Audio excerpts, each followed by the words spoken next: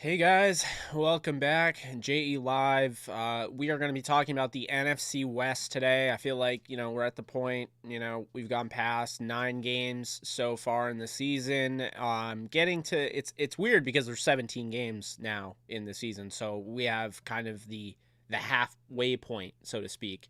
The Rams, we're going to be talking about them. We're going to be talking about whether or not you should be afraid.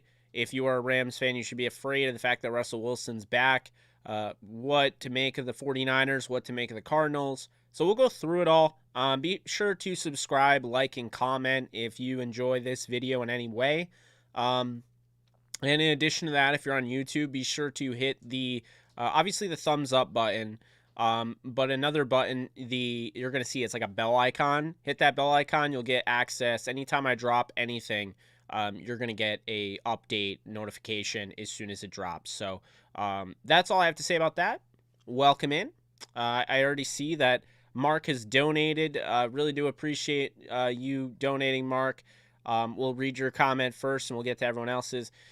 People we need to sign: Walker, OBJ, Geno Atkins, cringe at Copeland on the field. That's our thin DL depth, or a better corner to help Darius Williams. Yeah, I mean that's certainly, those are certainly some names there. Obviously OBJ is the one that I'm looking at the most. I know there's a lot of people today talking about, the opportunity of Darren Fells, who has requested to be released from the Lions. It looks like he will get that request. Rams fans are not loving, the situation at the tight end spot. I get it. I don't think it's that big of a deal. I think, when you look at last night, they ran 100% 11 personnel, which is 3 receiver grouping. And at the end of the day, I just don't really think a tight end is that needed. They have Kendall Blanton. They have Bryson Hopkins. I'd rather see those guys get an opportunity over signing Darren Fells personally. But, I just feel like, looking at, say, Odell Beckham Jr., you're running a 11 personnel offense, like I said, 100% of the time last night. If any of those guys go down, you're going to need another receiver. You can't just change up what you're doing. So if any of them were to go down, you would be looking at J.J. Koski, the second-year man, undrafted rookie free agent out of Cal Poly. And on top of that, you would be looking at Ben Skoranek, the 7th-round draft pick out of Notre Dame that some people really look at and they think tight end. So that's who you'd be looking at. Jacob Harris is out for the season. Unfortunately, he suffered an ACL, MCL injury. I don't know the extent of it. I'm not going to call it a torn ACL because I don't know what happened.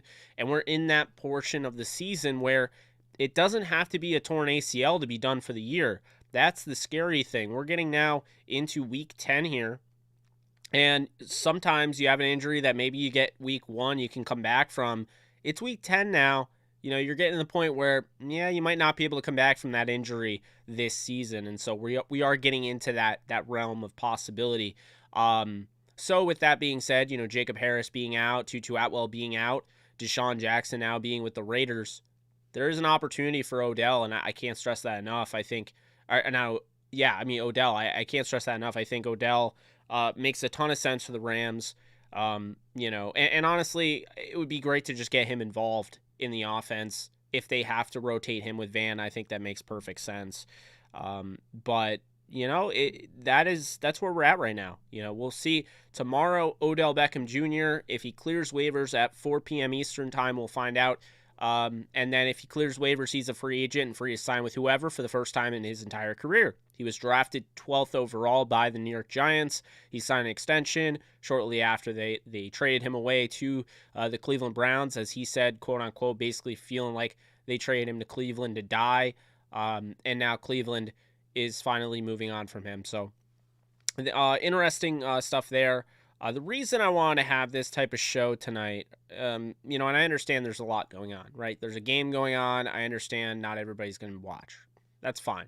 It'll turn into a video people will watch afterwards. It'll have, replay value. I'm not worried about that. But it's been on my mind because Russell Wilson is officially going to play. He's back. He's ready to go. Off the finger injury he suffered against the Rams. And, I want to talk about it. How much of an impact does this make, on the NFC West? I mean, should you be worried if you are a Rams fan, a 49ers fan, a Cardinals fan, should you be worried about the Seahawks? Realistically speaking. Now, I don't think it's as simple as saying, no, you shouldn't, because this Odell Beckham Jr. news is interesting since Odell is the favorite right now.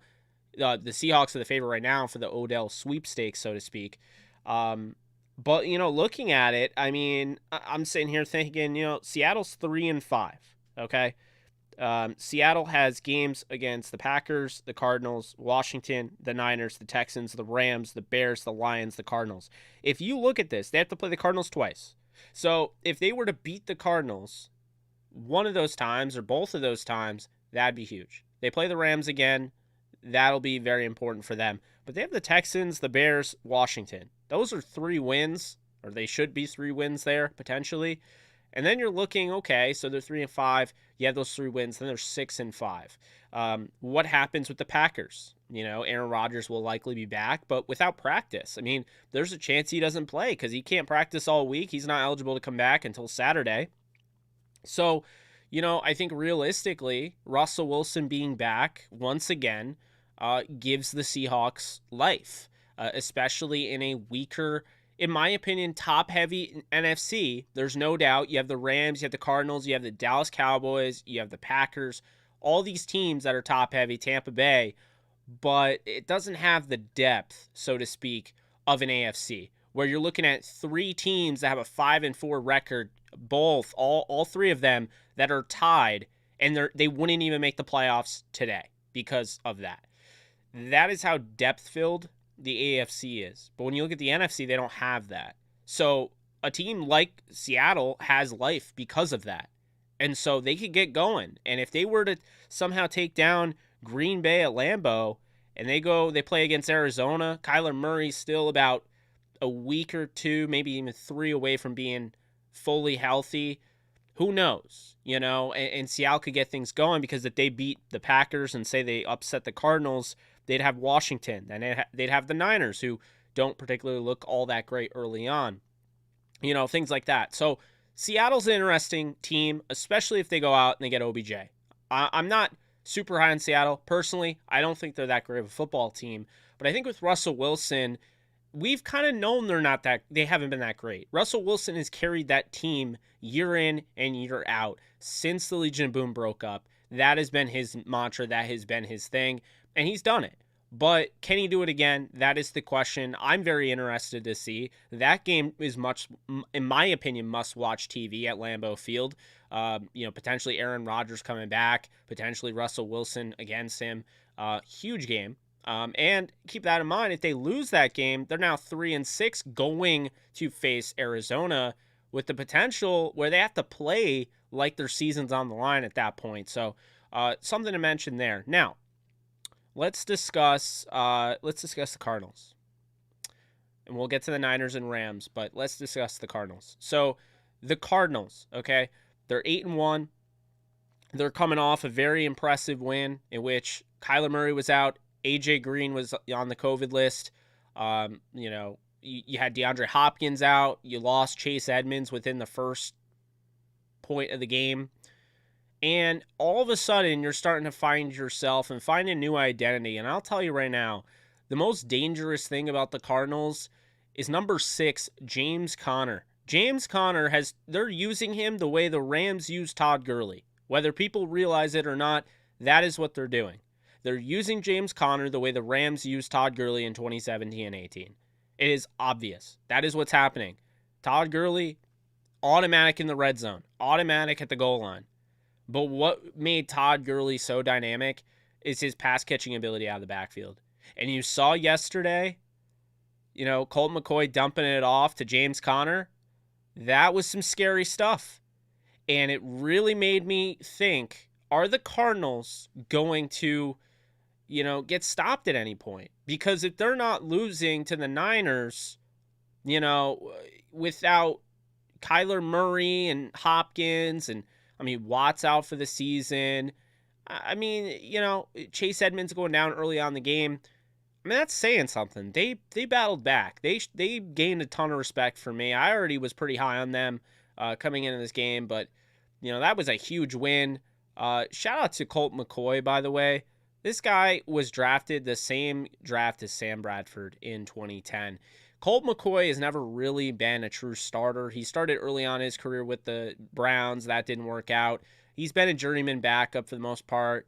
Has bounced around from Washington football team, the Giants, and now, of course, he is with the Cardinals. But Colt McCoy last year, when needed, Colt McCoy for the New York Giants went to Seattle against a playoff caliber team and won them that game. And then this game, he did enough to manage this game, but they really outplayed the Niners from beginning to end. So all in all, got to give a shout out to Colt McCoy there. Was very impressed, with him there. Now, here's what I'm going to say, okay? Looking at the Niners, because everyone's asked, are the Niners legit? Are they really for real? Like, are they that bad? I don't think they're that bad. The Niners have an identity crisis. They're trying to figure themselves out. They have, receivers galore. They have weapons galore. They have running backs galore, whatever. Their quarterback situation, I still think it's really bizarre because at this point, I think Garoppolo's shown you that he can manage games, but when you need him to win you the game, he's not going to do that. Now, I would expect the 49ers to play the Rams tough this upcoming week on Monday Night Football. I'm 100% expecting it. I think it's going to be a tough game. I do. It's prime time, Monday Night Football in San Fran. That's not easy. But, I think the real interesting thing about the Niners right now is they got George Kittle back. They got Deebo Samuel, who's one of the top, receivers this year in the league. They haven't really gotten things going with Brandon Ayuk yet, although I believe he had a touchdown this last game. And, at running back, it's, Elijah Mitchell. They lost Mostert early on in the season. Jeffrey Wilson, I believe, is coming back or has already come back. And on top of that, they have a rookie third-round pick that I love. I don't know why he's not being utilized in Trey Sermon. They have a weird way that they use the running backs, but they have a lot of talent.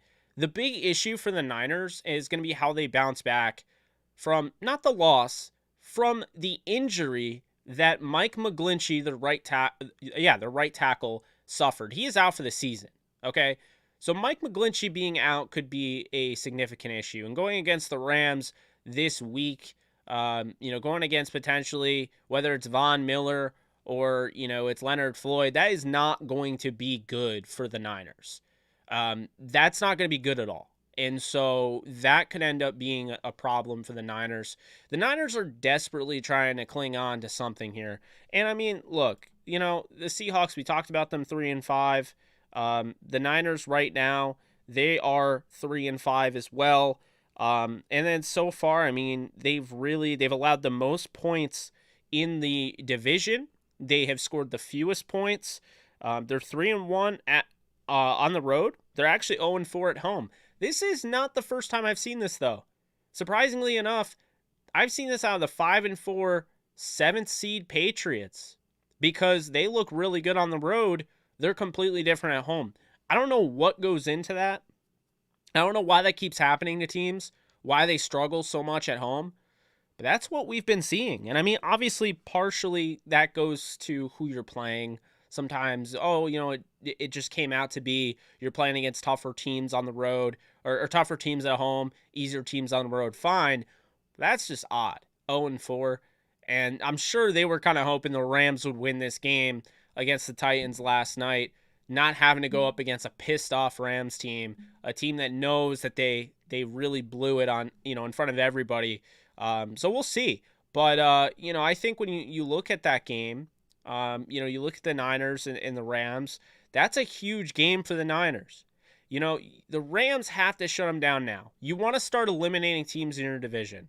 The Rams already, dealt out an L to the Seahawks. Okay? The Rams have not done that yet to the Niners. First off, it's the monkey off your back, that type of game. Sean McVay, he's going to be thinking it. He may say in press conferences and things like that, he's not thinking about it, but it's no joke, guys. He does not have success against Kyle Shanahan as of late. He just hasn't. So there is the monkey that has to be taken off his back. And he's going to know that. And going into this game, that's going to be on his mind. I mean, he's a human being. But what's interesting about this game is that the Rams can get, they can get back into the swing of things. They lose to the Titans. They come back. They win against the 49ers. They get ready for Green Bay. They're on a 2-game road trip here that can really dictate what happens this season. I understand, and I've said it over and over again, the game in week 3 was the most important of the season, because if you have any sort of respect for the Tampa Bay Buccaneers, what they've done and how big you think they can be, how good you think they can be, that game ensured they have the tiebreaker over the Tampa Bay Buccaneers. They are very likely to tie in, win-loss record, seeming as they're basically tied right now. Tampa just they had a bye, so they don't have another win, but they're 6-2, Rams are 7-2. They're very likely to end up tying, and so that was a very important tiebreaker. Another important tiebreaker, the Green Bay Packers, because here's the thing, guys, there's only one in this new segment, this new format that started in 2020. There's only one bye for each conference. So that is huge. Before you kind of just throw it out the window, there's no longer 2 buys anymore. The number 1 seed has way more value than ever. And so the Rams are going to have to be able to make that. They're going to have to come up big and win that game against Green Bay. But it's going to start it's going to be based on how they start this road trip. And it starts with San Francisco. And they're going to have to win this game. Now for San Francisco, you're looking at this game, 3-5 you are. And right now, I mean, you have to feel like, okay, that was demoralizing. You beat the Bears. You had to beat the Bears. You had to have that game. You went into Chicago. It was a nice way to bounce back. You would have liked to do more against Arizona, especially without all of the players that they were without. You lose 31-17. You lost to the Colts 30-18. But you have to know that, like, Arizona, you almost beat them. It was 17-10 on their turf. They came onto your turf and pushed you around. So, looking at this, they've shown this team, they start off the year, they score 41 points against the Lions. I don't think we all knew the Lions were going to be winless to this point. So I'm not going to say that that win was the most impressive, but I'm not going to say it was the most unimpressive thing either. So there's that. Then they beat the Eagles in Philly. Tough place to play, cross-country trip. So there's that. And then on top of that, they come back home and they lose a very, very close game to the Green Bay Packers that came down the wire. So, competitive Niner game there. Seahawks, they lose by a touchdown. Cardinals, they lose by a touchdown. The Colts game, the Colts took it over at the end, 30-18. They beat the Bears on the road, tough place to play at Soldier Field. And then they lose to the Cardinals 31-17. The only loss that has actually been kind of brutal, there's 2, the Colts and the Cardinals. But aside from that, the 49ers have been competitive. That's what I think people are forgetting here. At 3-5, I know a lot of people are shaking their head and thinking this team sucks, but they've been competitive. They're not a scrub team like you may think. And they've had a lot going on. They drafted a quarterback 3rd overall. They traded up to get. He is not playing. They have Garoppolo playing. They've been going all over the place because Garoppolo got hurt. Then you had to start Trey Lance. All of that. That is all there. Like, all of that is. But now, keep this in mind. They just added George Kittle last week, who was on a pitch count. George Kittle on a pitch count is still George Kittle. He's still making plays. He scored a touchdown. He looked effective. Now George Kittle goes against, and he's one of the guys that you would call a Ram killer. When you think of Ram killer, the first name that should come to your mind is Larry Fitzgerald, because he had been doing it his whole career. But then next, honestly, for me, it's not Russell Wilson. It's not Kyler Murray, although Kyler Murray had a great game this year. It is absolutely George Kittle, because George Kittle can blow up games. Honestly, Deebo Samuel deserves that title as well of a Ram killer. They're both Ram killers. So this is going to be big. This is going to be a test. Von Miller's likely going to play in his first game since joining the Rams on primetime, Monday Night Football, what have you. But I mean, this is a huge game for both teams. The Rams, they win this game, they're 8-2. You're not going to complain about an 8-2 team and then their opportunity to go to Lambeau, win that game, they're 9-2 going into the bye. No, you're not going to complain about that. However, if they lose this game, it breathes life into the Niners and hurts the Rams. They're now on a 2-game losing streak. They're 7-3, and now they're desperation time going against one of the best teams in the NFL on the road. That's tough. So the Niners, though, the Niners need this just as much as the Rams do. So I think it's going to be a battle, to be honest with you. And I think this game has a lot of implications on the rest of the NFC West. First off, if the Rams lose this game, I will say this right now. If the Rams lose this game, I think there's a good chance that the Cardinals are going to clinch this division. I think the Cardinals will win the NFC West if the Rams can't beat the Niners on Monday Night Football. Because I really feel like the margin for error is very slim. In wins in common games, first off, the Cardinals are going to have that. Secondly, they have the head-to-head tiebreaker right now. I think at the end of the day, if the Rams can't hang on and beat the Niners on Monday Night Football, I think the Cardinals are going to clinch the division. I think the Rams are going to clinch the playoffs. I have no worry about that, okay? But I do need to see them. They have to start picking up the pace. Losing the Titans puts them another game behind. Keep in mind, they're 2 games behind. While it looks like they're only 1, they're 2 because they don't have the tiebreaker over the Cardinals. The Cardinals lost to the Packers, yes. The Cardinals beat the Rams. So it's not as simple as, oh, well, they're only down by 1. No. And I see, Julio in the comment section, what is the identity of the Rams? I couldn't tell you. I don't know. They have to figure that out. You can't have Darrell Henderson running for 11 carries for 55 yards and then just scrap that and then go to Sony Michel averaging 7 carries for 20. It's just not going to cut it. And the Niners, again, they're giving up the most points of any team in the division. They're scoring the fewest, but it doesn't matter because at the end of the day, they've proven this year, as tough as things are, when they're fully healthy, which they won't be because McGlinchey's out, but when they're fully healthy, they can still compete.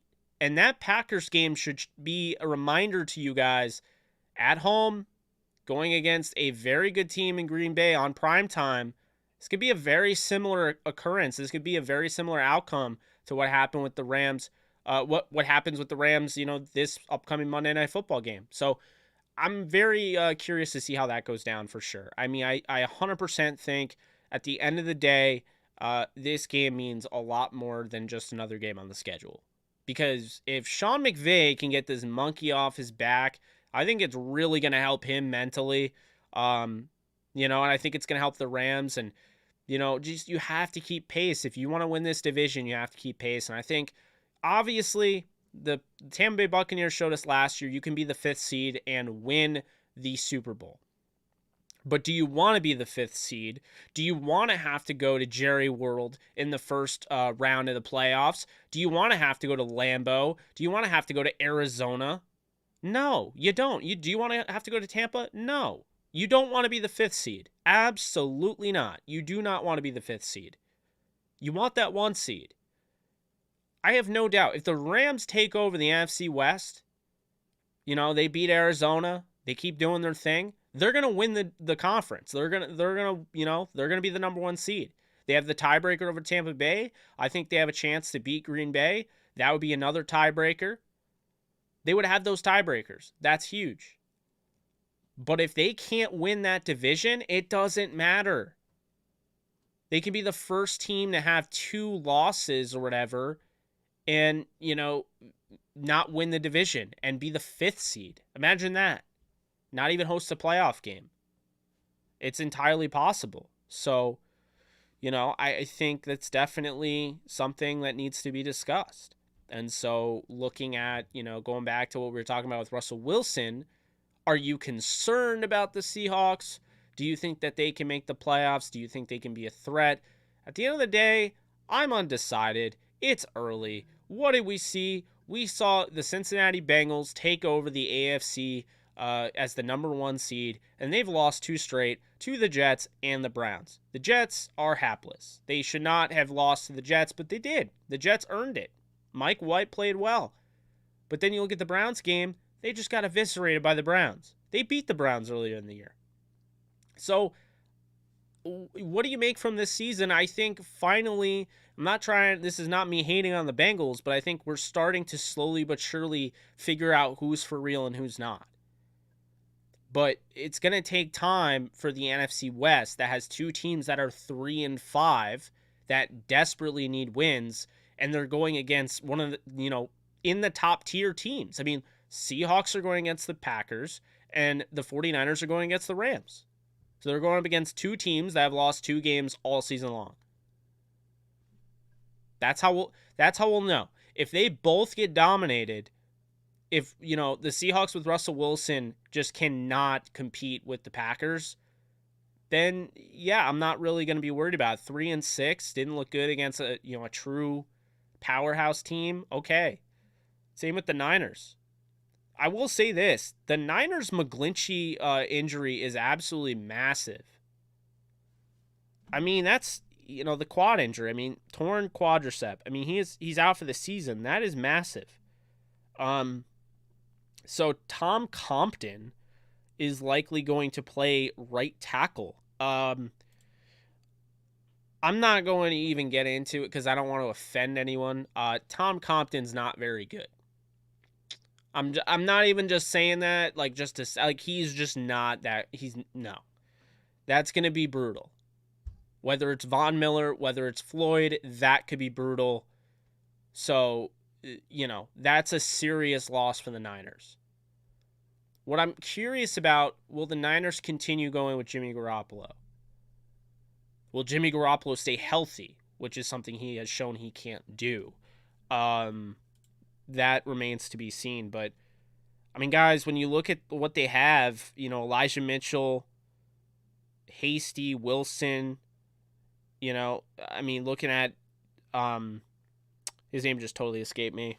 You guys know I love him, Trey Sermon. Then you have Deebo Samuel, you have George Kittle, you have Brandon Ayuk, you have Mohamed Sanu. I mean, they have weapons. They have a pretty good offensive line, too. I mean, if McGlinchey isn't hurt, that's, on paper, that's a top 10 offensive line easily. Between Trent Williams, Laken Tomlinson, Alex Mack, Daniel Brunskill, and not Tom Compton, if McGlinchey was healthy. So, that's... Their defense, they have some pieces, but it's not the same. And they're definitely struggling this season. But that actually sounds like it happened, Brian. I think you might be right about that.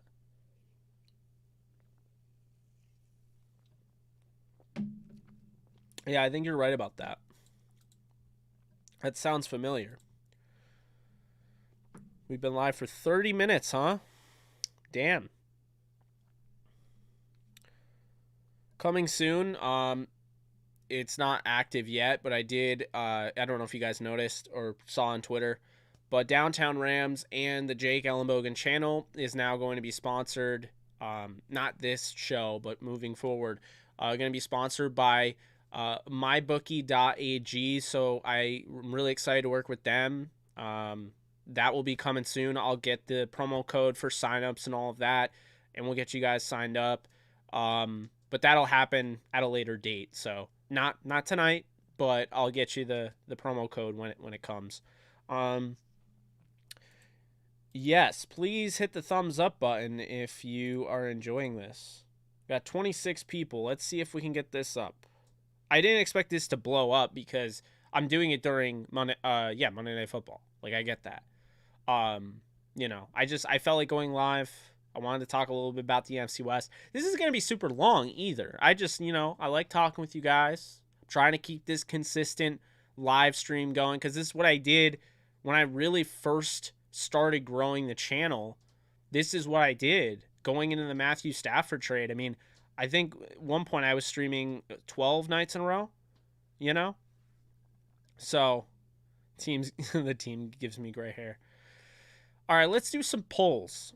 Just comment polls. I'm curious to see what you guys think. All right. Let's do some polls. First off, Rams approval rating through the first 9 games of the season, 1 through 10. Where are you at? Drop a number.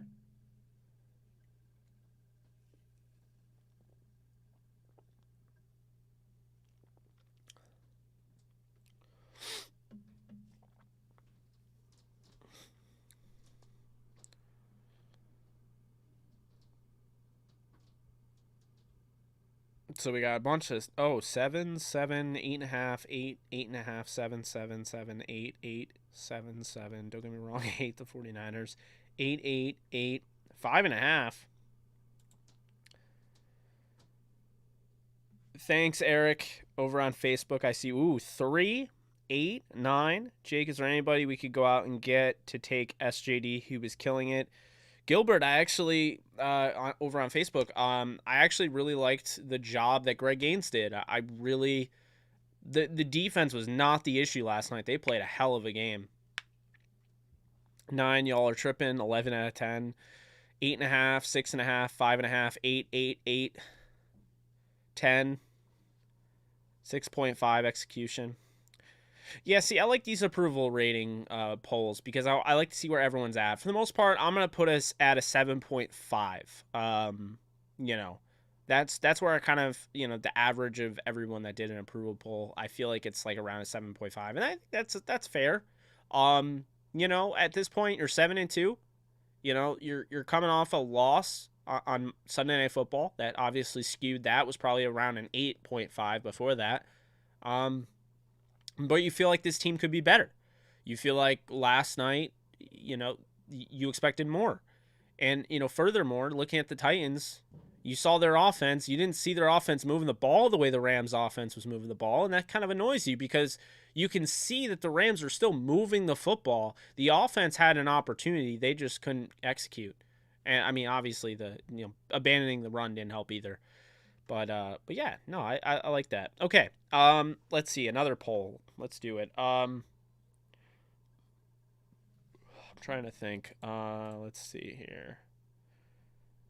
On a scale of 1 to 10, how confident are you that Raheem Morris's defense is finding a rhythm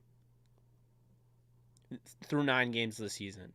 They're finding that they're getting to that point where they're about to turn a corner. So 1 being no way, 10 being yeah, they're going to turn a corner, they're going to be great.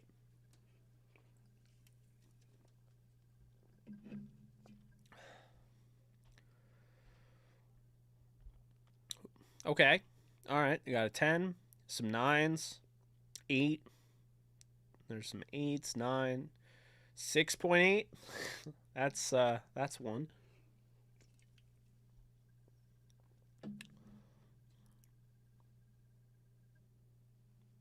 I agree with you, William. I see you.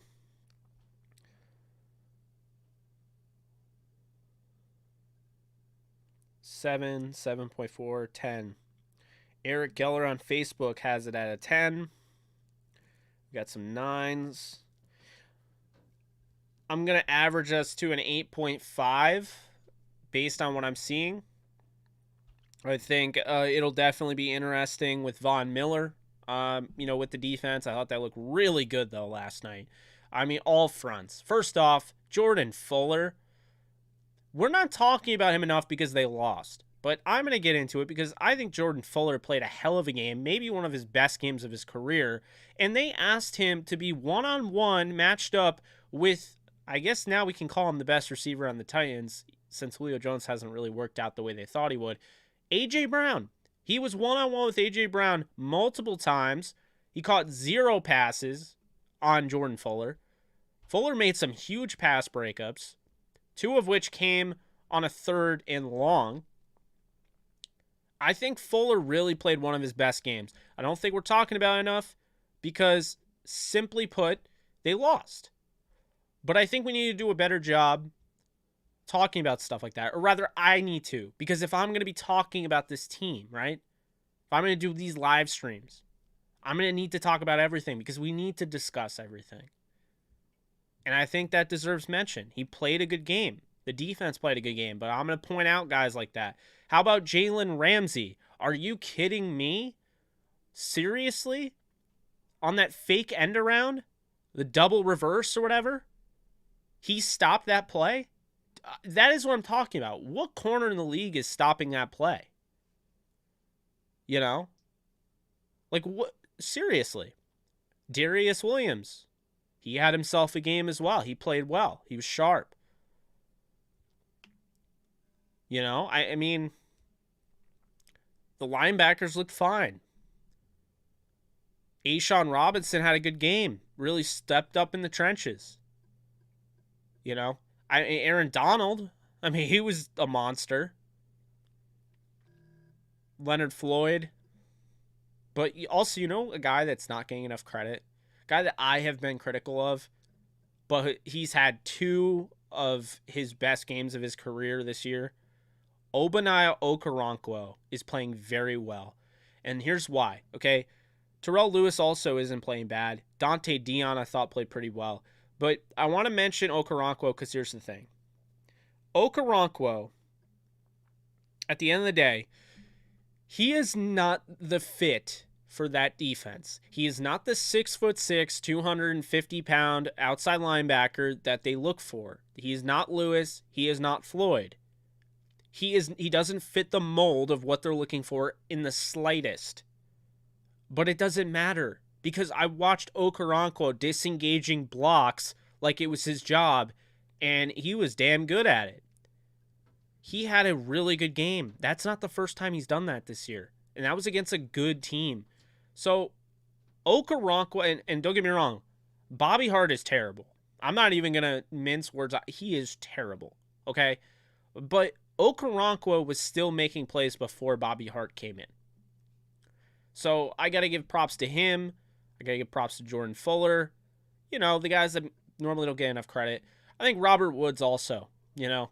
How many times do we talk about it?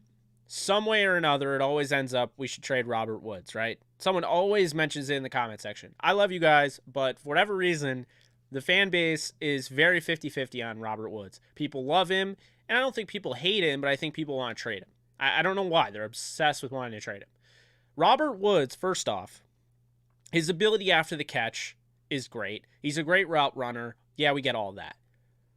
But how about that 3rd and 1, or I think it might have been 4th and 1. It was a 4th and 1 play. When they ran it and they converted it on 4th down, the short yardage play with Sony Michel. How about them? How about Robert Woods, which I never even see. They made him the lead blocker like he was a fullback, plowed his way so Sony Michel could get the yard.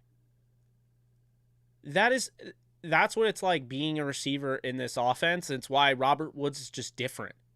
Not many receivers in the league can block the way Woods does. Cooper Kupp is one of the only other ones that I would say. Ooh, that's a great question. Renee V, I didn't see, where's your question? Let's see. Can you repeat your question? I'm having a hard time finding it. Renee V. Ryan Rover, Jake, who would you give the underappreciated award to at this point on each side of the ball? I would give Robert Woods and Greg Gaines the award, IMO. Those are some great picks there. You know, I would probably say the most underappreciated offensive player this year is, in a sense, it's Darrell Henderson, though. Because Darrell Henderson really hasn't had an off game.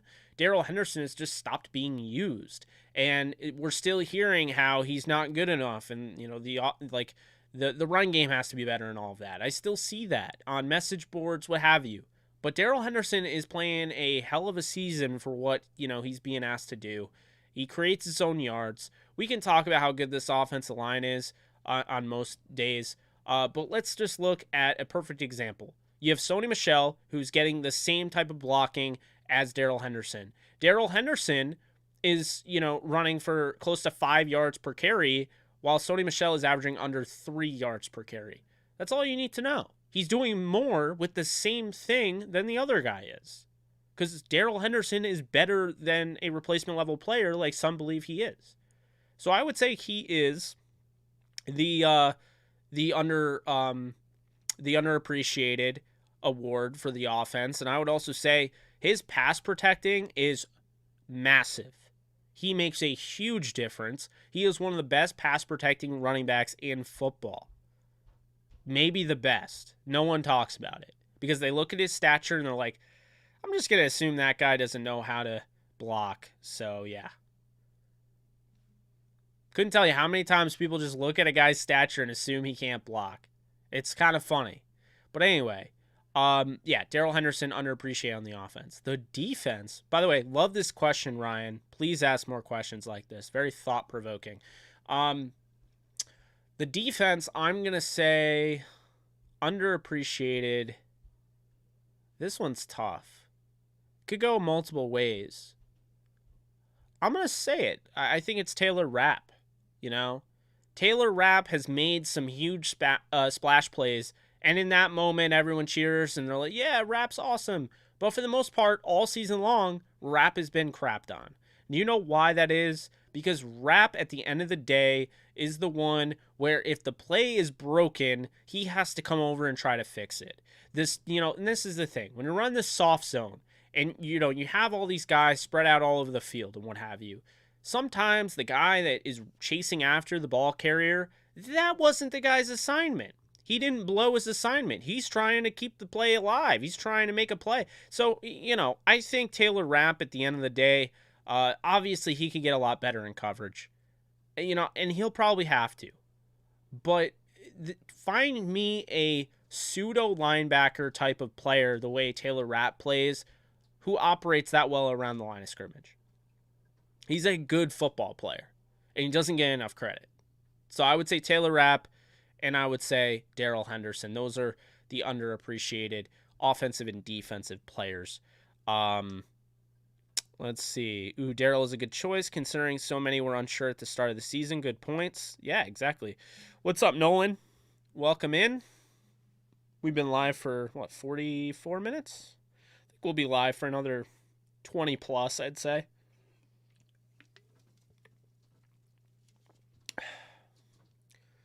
Still going 15-2. You know, I thought about that today, and I think they're going to go 14-3. I think they drop another game. I think they drop one more game. So I'm going to say they go 14-3. It'll either be to the Baltimore Ravens toward the end of the year or they'll lose to the Packers. But I do think they drop one more game. If they go 15-2, though, I deserve the credit for picking that before the season started. But yeah, I think they drop one more game. I agree. Rapp can be what Mark Barron was. Oh, yeah. Overreaction Monday. Yeah, it's been brutal. What do I call it after you lose? Failure Monday? Failure Monday has been brutal, man. Or Miserable Monday. That's what it is. Hashtag Miserable Monday. When your team loses on Sunday Night Football, or rather Sunday, the next day is Miserable Monday.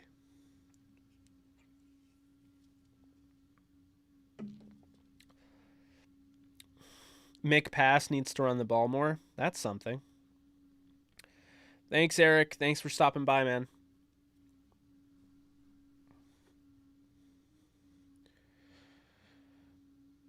Never have I seen so much crayon eatery in my life. I'm not disagreeing with Don here. I'm not disagreeing with Don here at all. You learn more in your losses than you do in your wins. This could end up helping the Rams in the long run.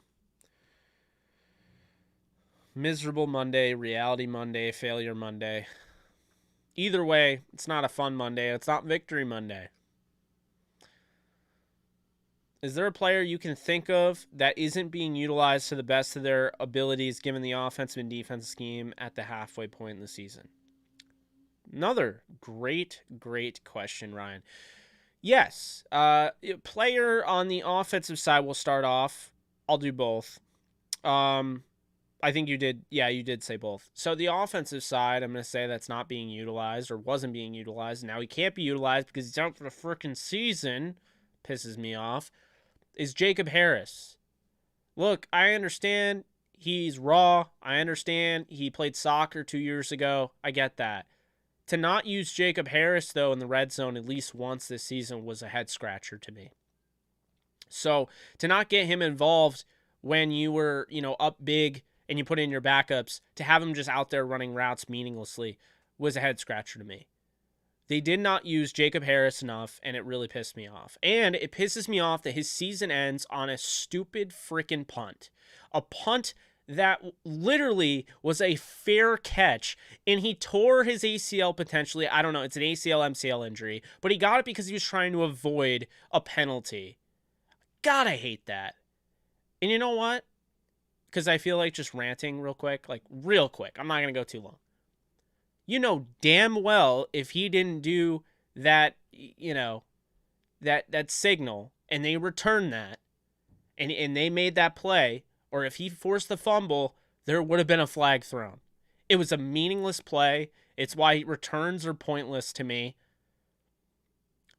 I mean, at some point or another, we have to look in the mirror and realize, wow, kick returns and punt returns, this doesn't matter anymore. Like, you literally are flagged 95% of the time you return.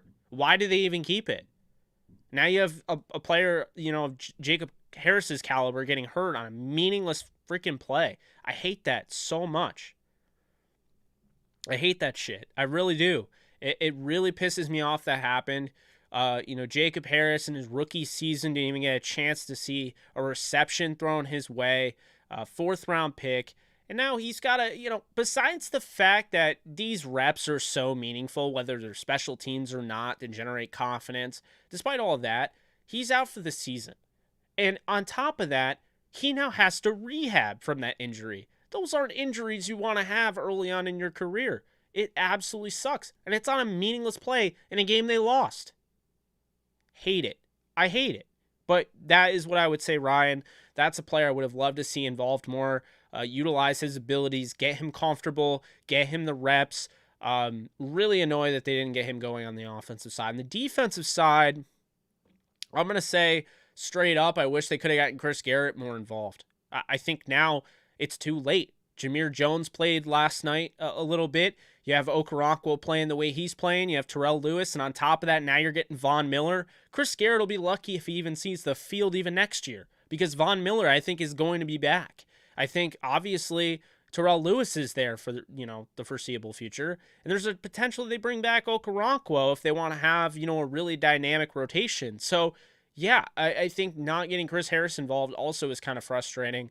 Runner-up would be Terrell Burgess, but, I just really annoying, obviously.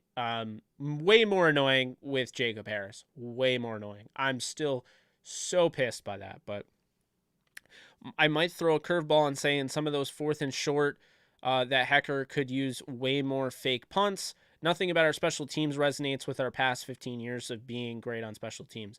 Yeah, you know what I'll say is special teams unit has 2 gunners. Well, they had 1. Jacob Harris is now out. But I thought, you're getting some good contribution out of your gunner in Ben Skowronek. At the time, you were getting good contribution out of Jacob Harris. Those guys are good gunners on your special teams unit. But I agree with you. Their special teams is not very good. Their coverage is hardly there. You can't return with that. You're getting hit immediately. You're making these mistakes. So at the end of the day, I would not be against, and honestly, I would have gone for a fake punt on one of those plays against the Titans. You could clearly see this game was out of hand, So, I would agree with you. I want to see more usage of that for sure. Do you see McVay going back to running the ball, play action, bootleg instead of drop back 5 wide? No, because, when it's empty formation, when they go empty and it's, Matthew Stafford in the gun, he is the best quarterback in the league this year when in that set. So it doesn't make any sense to go away from what has been working all year. But, I think they wanted to have more of a, I guess, balanced approach with their offense. And I think they became a little susceptible to showing their hand. I mean, you saw Bud Dupree. Was he shocked when Matthew Stafford once again faked the handoff, rolled against his body out to the left, and he was there on the 4th down? No, I don't think he was surprised because he was right there. So yeah, it's annoying with that. Is McVay afraid of using Hendo too much and injuring him? Part of it, yeah. I got to give, McVay some understanding here because I do understand that, Hendo got hurt early on with the ankle, but he came back and he was still running, and it's just annoying that they abandoned the run the way they did with him because he was running 5 yards per carry. They couldn't stop him, and he was carving out roles, carving out, different opportunities where, he was creating yards with nothing there. That's the making of a good player, and Darrell Henderson embodies that. Miserable Monday, especially if you stayed up till 6 a.m. because you live in Germany. Oof. Yeah, I hear you.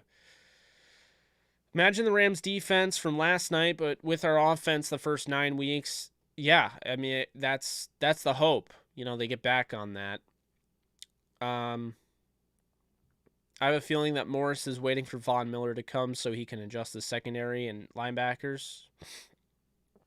Potentially. Bro, we don't need these injuries. No, I hear you. That was rough seeing him drop on the field. Yeah. You know what was even more rough? He didn't even get an opportunity. He wasn't on the, he wasn't on TV. It was one of those, he gets hurt, they go to commercial, and then you don't hear anything about it. And I hate that. I'm not hating on Al Michaels or Chris Collinsworth. They called a great game. They're, maybe my favorite duo in the booth, but I just wish that, they focused a little bit more on, because, Jacob Harris is someone's kid, brother, whatever you want to call him, friend. People are watching. They know he's out there. They know Big 87. You can see it's him. He goes down with an injury. All I'm asking for, the least you can do, is hold off on your freaking revenue with the commercials. Like, have Al and Chris talk about it a little bit. That's Jacob Harris, okay? Show the injury. I'm not saying people want to see it in slow motion again, but have some decency that, a player got hurt. Again, it's not Al and Chris's fault. It's, the network going to commercial break. But I hate that because it was never mentioned again. So, that I don't like that. Imagine being his mother or his father or, a loved one that is related to him, and you're so excited. You hear he's telling you he's with the receivers and he's warming up with the receivers and he could have an actual impact in, the offense soon, and things are starting to go well for him. This is week 9, and then that happens, and then they just go right to commercial, and then it's like, oh yeah, thank you. The only reason I'm watching this game is because my loved one is playing for the Rams, and you just went to commercial right when he got hurt. I need to know what's going on with him. And then there was no...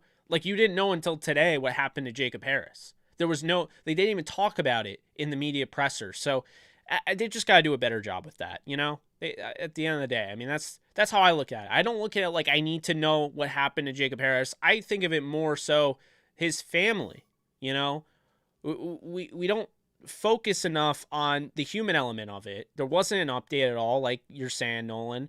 And it just kind of pissed me off. So figured I'd throw that out there as well. Let's see. Yes, I miss Coach Bones. Agreed.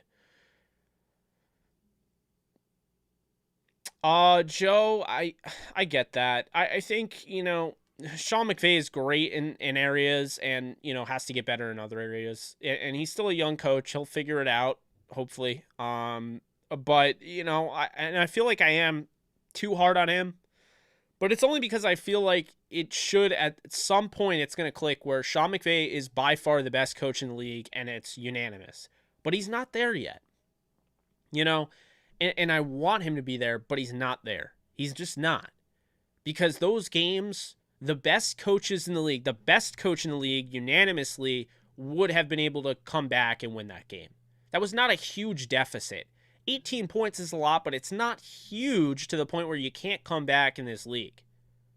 But more importantly, the Rams are just that team. They don't finish the comeback. They don't win these games. They never do. It's unfortunate, but, that I'm just being honest. If you could take any coordinator in the league to step up the Rams and call the plays with McVay designs them, oh my God, easy, easy, easy. That's a great question, by the way, Ryan. Joe Brady of the Carolina Panthers. Take him all day as the offensive coordinator. All day.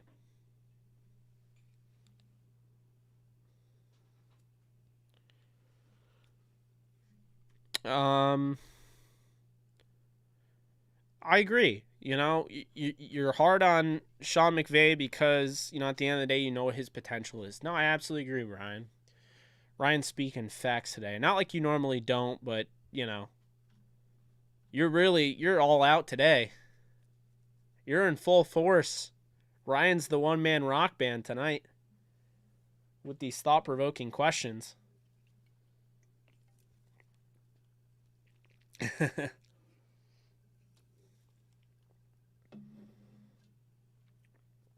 I was kind of hoping McVay would have tried to try something to get back in this game, but I understand special teams are horrible. Yeah, Gilbert, I was hoping so too.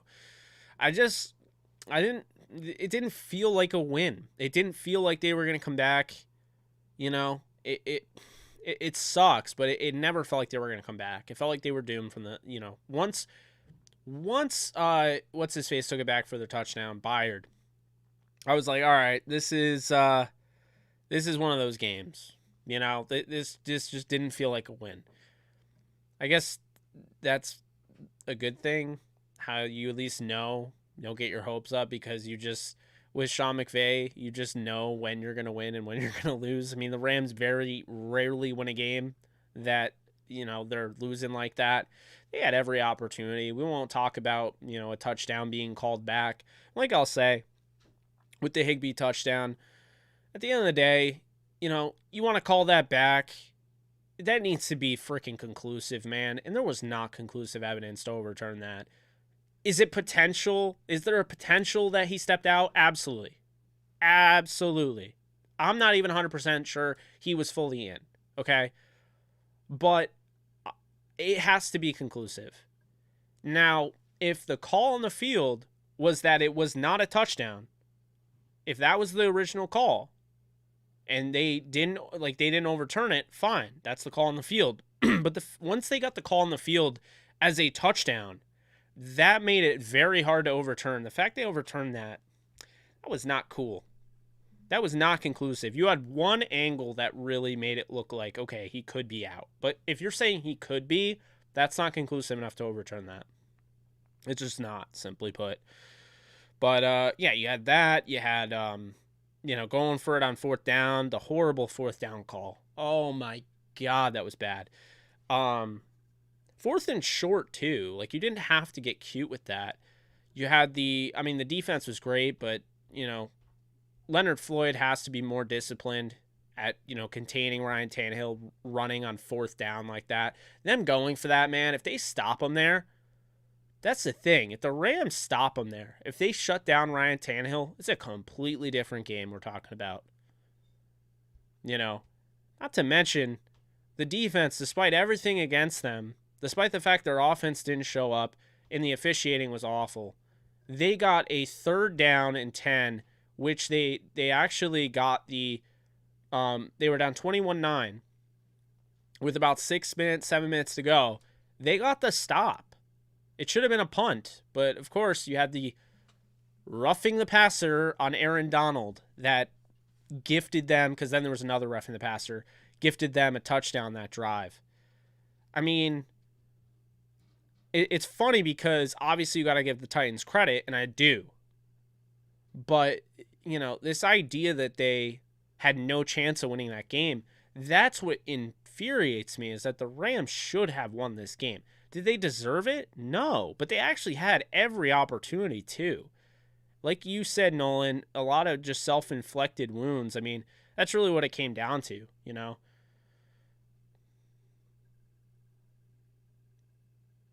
Oh, thanks, Joe. Wow, you already listened to Alexis and I on the podcast? I think we just dropped that like an hour ago. Appreciate it.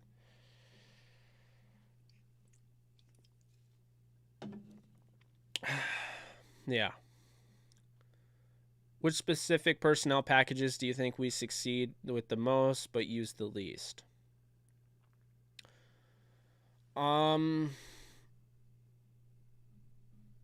Do you think we succeed with the well, I mean, they succeed there, you're looking at 11 personnel when it's Kupp, Woods, Jefferson, you have Higbee.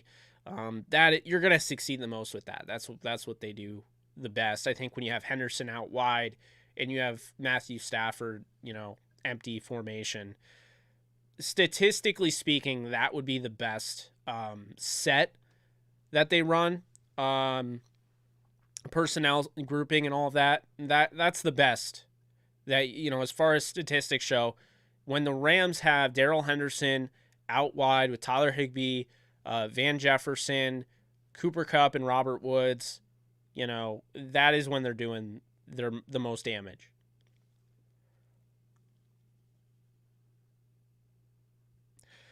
Yeah, the panic button is a little ridiculous, guys. But I don't really feel, and this is another thing I can't stress enough, I don't feel like this YouTube community does that, okay? Because Twitter is not YouTube. Yes, there are people on Twitter that are here, but not everyone that's on here is on Twitter. And not everyone that's on here is making hyperbolic statements week in and week out. So, no OBJ news, P-Train.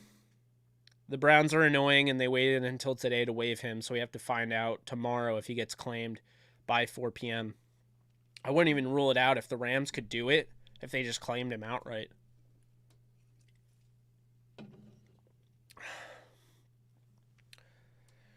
Now, I don't think we need OBJ, but he definitely makes sense now.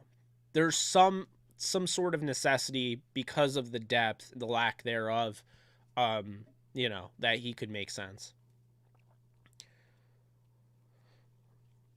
Oh, yeah, I agree. Well, the personnel grouping is going to change drastically when Akers comes back, I think. Oh, what am I sipping on? It is the Orange Passion Fruit Sparkling Ice Caffeine. Bam. Highly recommended. Let's see.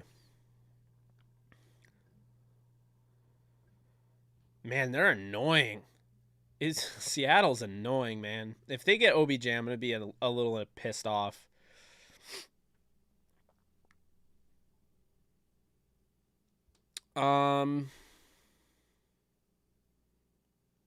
I think OBJ's ego is totally overblown.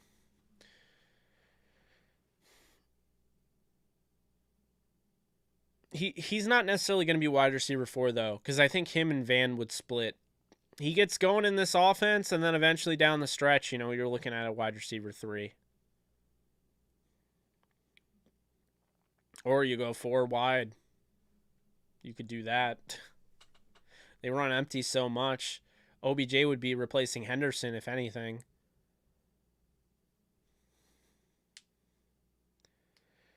Yeah, I'm not really a fan of AHA. I'm really loyal to ice.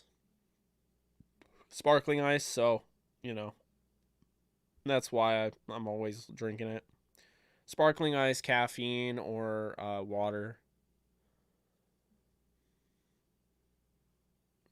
Yeah, exactly. Florio does not like the Rams, so I don't really buy a ton into that. I think there's some truth, but, notice he said the 49ers too, and the Niners, they said today they're not even going to claim him. I don't know.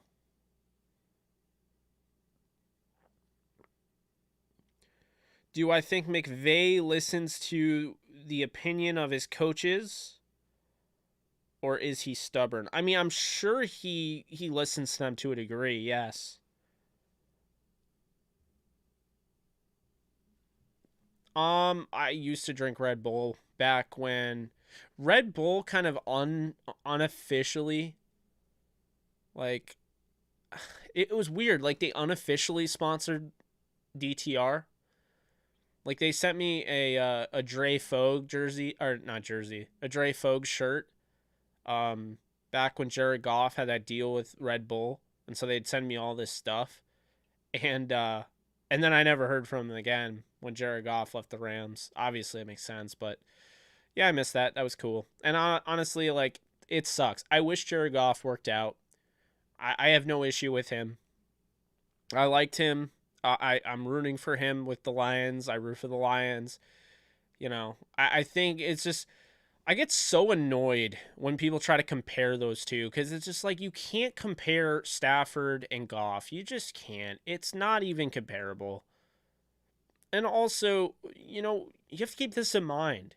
Jared Goff is his own quarterback too. Like, what he's been through, in his career, going 0-7, and then the next year going to the playoffs, and then, basically, you lose in the first round, and then the next year going to the Super Bowl. I mean, then the immediate fall off. There's not a ton of quarterbacks in the league that have done what he's done, and that's the thing, is that both good and bad. I mean, Goff is just a different type of player.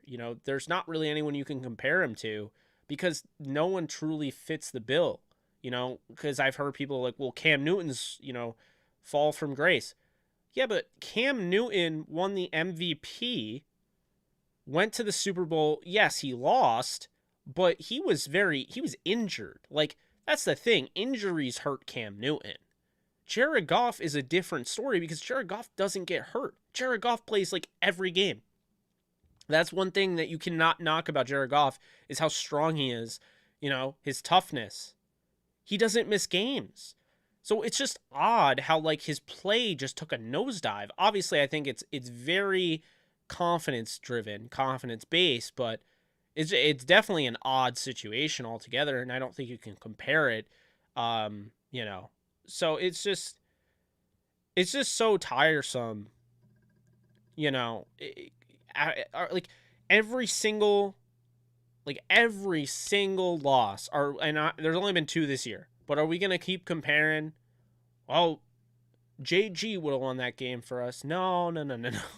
Because do you guys remember when Stafford stepped up in the pocket last night, threw that touchdown to Tyler Higbee that was called back? The sidearm, throwing sidearm, stepping up in the pocket, shifting to the left, seeing a guy, like, having a guy behind him, having eyes in the back of his head, knowing that he can't go all the way back, so then he throws it sidearm.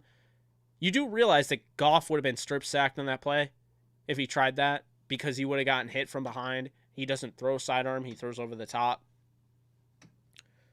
It's stuff like that.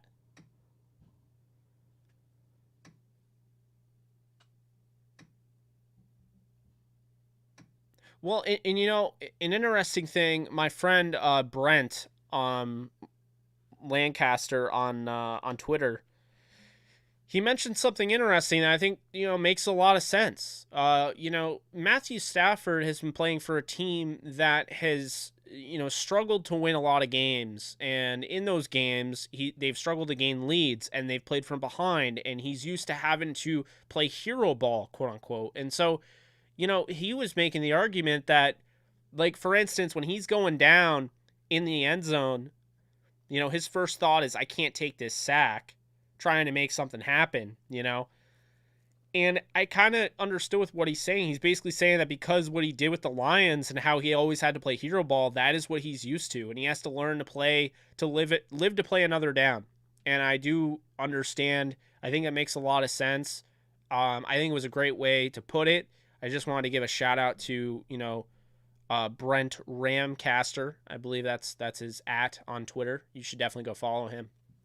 But I want to give him some props, because I think he's right on the ball there. I think, it's a big thing for me, when looking at this Rams team, and why I felt like they were going to win so many games this season coming in, is because I felt like that was going to help him.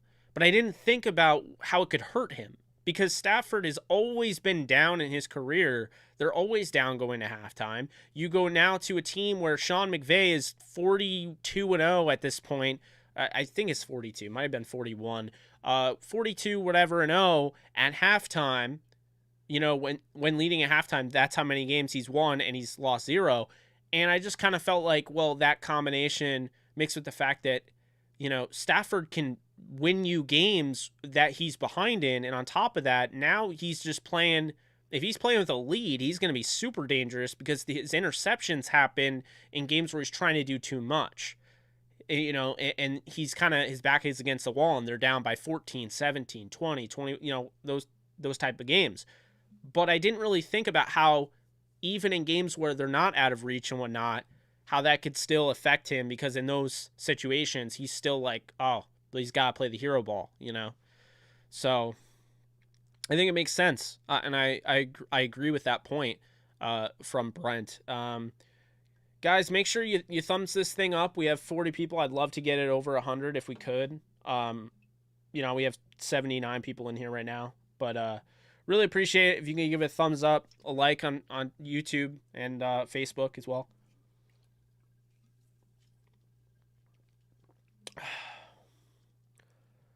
Ballerina ball. I don't even know what that is.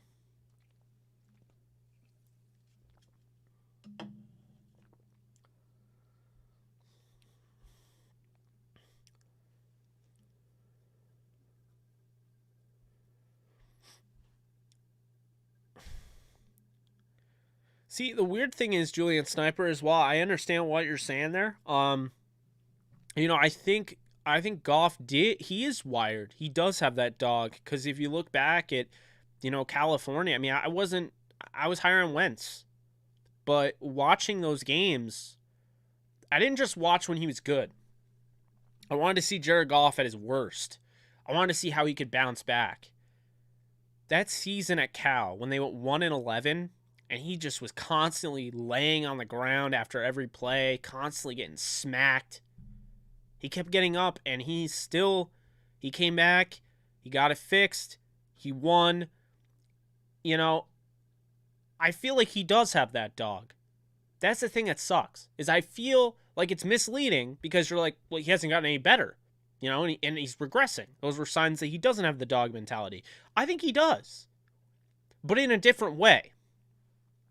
I think he's terrified of making the big decision now. He doesn't want to throw in between two defenders. He does not want to make any of those throws that Stafford's throwing this year.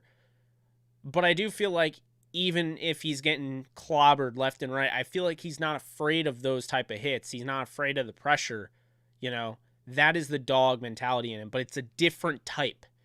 Whereas I feel like Stafford has that because he plays hurt. Keep in mind also, guys, hurt and injured are different. They're not the same. Hurt is, you can play when you're hurt. When you're injured, that is more of a long-term thing, okay? I believe it was Marcellus Wiley who said, the goal on the field is to hurt the other player and win win games. Hurt, not injure, because it's a brotherhood and you don't want to injure. Injure starts taking away money and food off their table.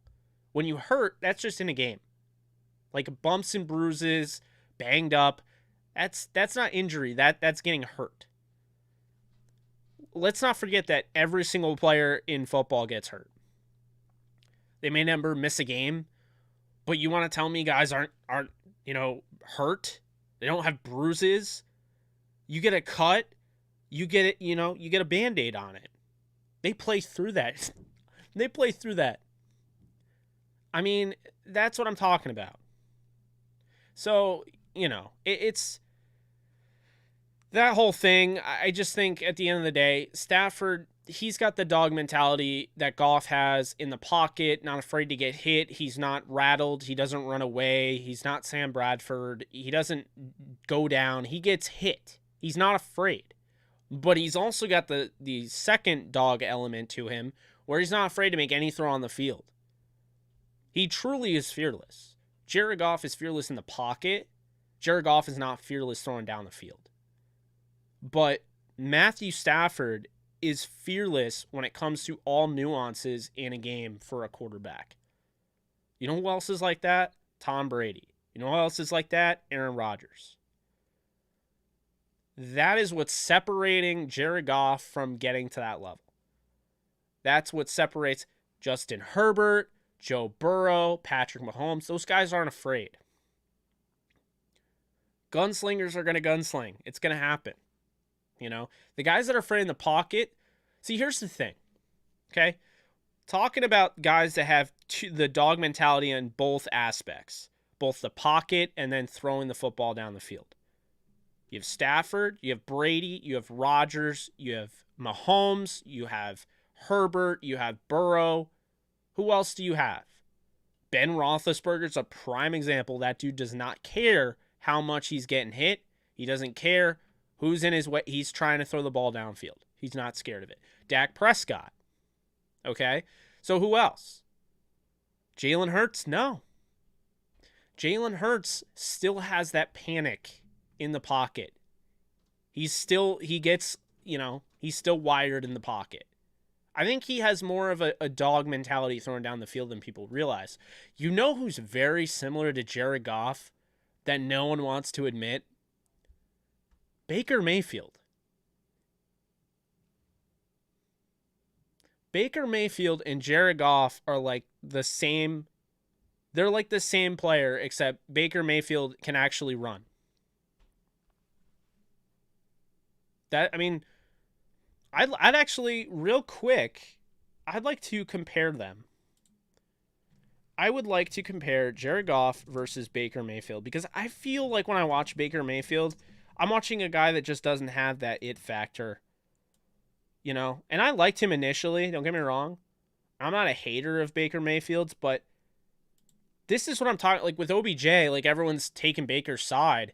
OBJ had a point. Now, I don't even think he had a point. His father had a point. Now, the reason of it was ridiculous, but the targets weren't there. We already went through that. So let's talk about this real quick, because we're going to wrap this thing up at some point, but I just want to compare the two. Since I got, let's see, 2018 through 2021. So if I compare the, let's see, if I compare these. So, okay, let's start with the first, since Baker's entered the league versus Jared Goff since 2018. So 2018 Goff to now versus Baker since he entered the league. Let's look at this. Okay. So Jared Goff is 31-24 since 2018. He's played one more game than Baker Mayfield. Mayfield is 27-26. So Goff has a better win percentage. He's also been on a much better team. So that's interesting. It's also not like a lot better than Baker's. The fact is that he was on the Rams and all that. Okay, Baker, 62.5 completion percentage. Jared Goff, 65.2. Baker Mayfield, 13,032 yards passing. Jared Goff, 15,273 yards passing. So Jared Goff has the completion percentage, the yards. He's got the better win percentage. Baker Mayfield, 83 touchdowns. Jared Goff, 82 touchdowns. Baker Mayfield, 46 interceptions. Jared Goff, 47 interceptions. Yards per attempt, Jared Goff, 7.5. Baker Mayfield, 7.5. Yards per completion, Baker Mayfield, 12. Jared Goff, 11.4. Baker Mayfield sacked 115 times. Jared Goff, 100. For 736 yards. Baker Mayfield was sacked for 758 yards. That's really interesting. Baker Mayfield passer rating of 90.5. Jared Goff passer rating of 91.3.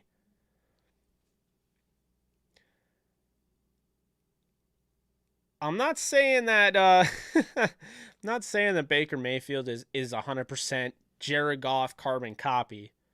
But they have these very interesting similarities.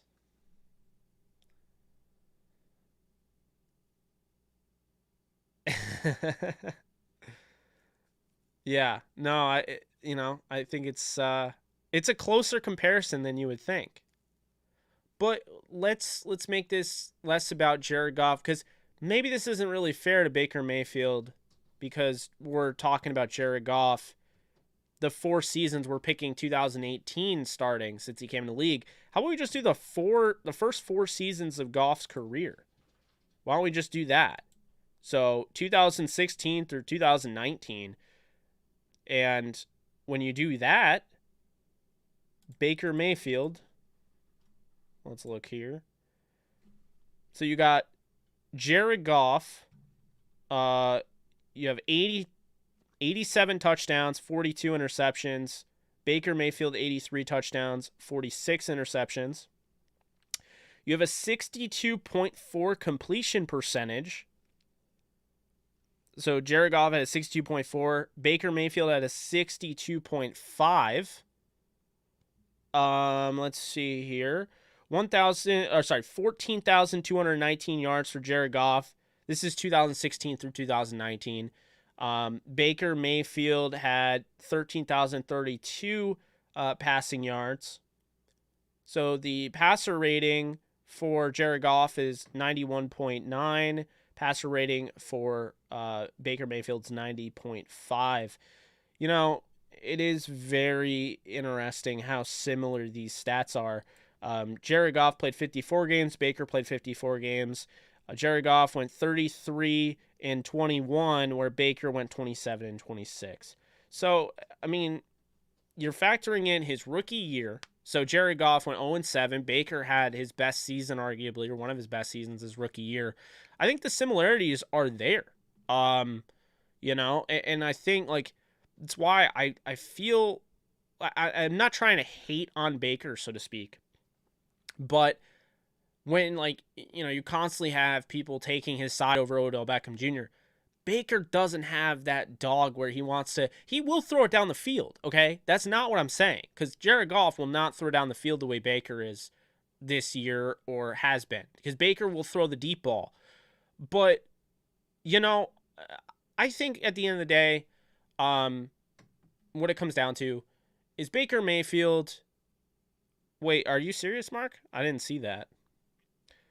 But Baker Mayfield doesn't want to throw those two, you know, in between two defenders, in between three defenders, throws that Stafford and the greats will throw. Same thing with Goff. And that's what I'm talking about. And doesn't mean that, you know, you're a bad quarterback because of that, but I think it severely limits your ability when you're not going to throw certain routes because you're afraid of throwing them.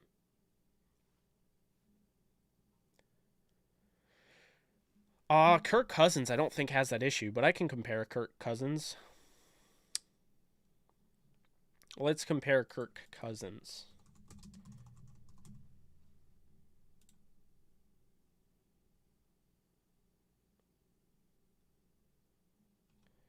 Okay, Kirk Cousins.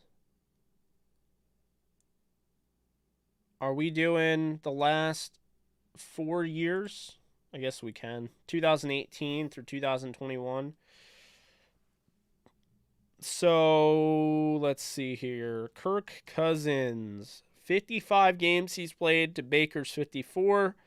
28, 26, and 1. Baker is 27, 26, and 0.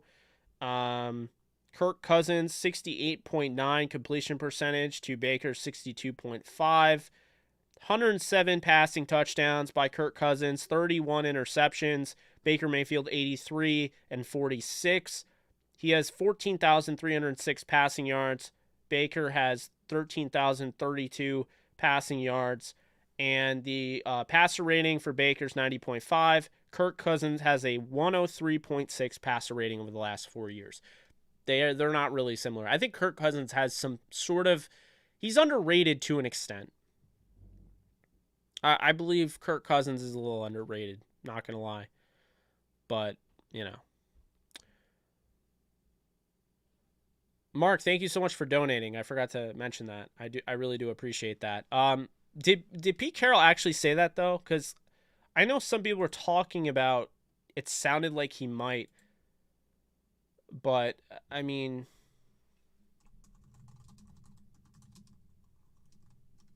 Let's see.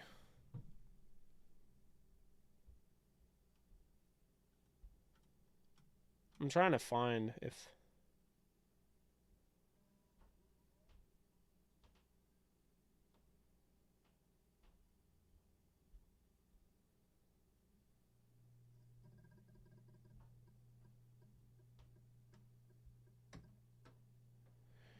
Yeah, nothing official. They'll probably claim him. God, they're annoying.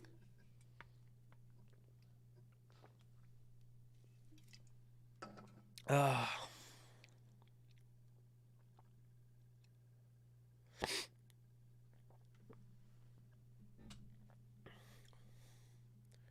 don't you remember when Sean McVay wanted to get Dante Whitner? 2017. It was like a done deal. Dante Whitner was going to go to the Rams. And then he didn't. I don't know. Yeah, hopefully they don't claim him. That would be annoying. The whole you'll see.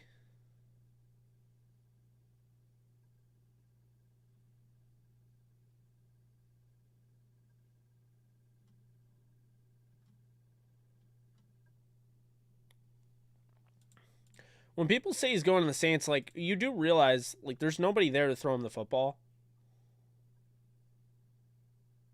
I just, you know.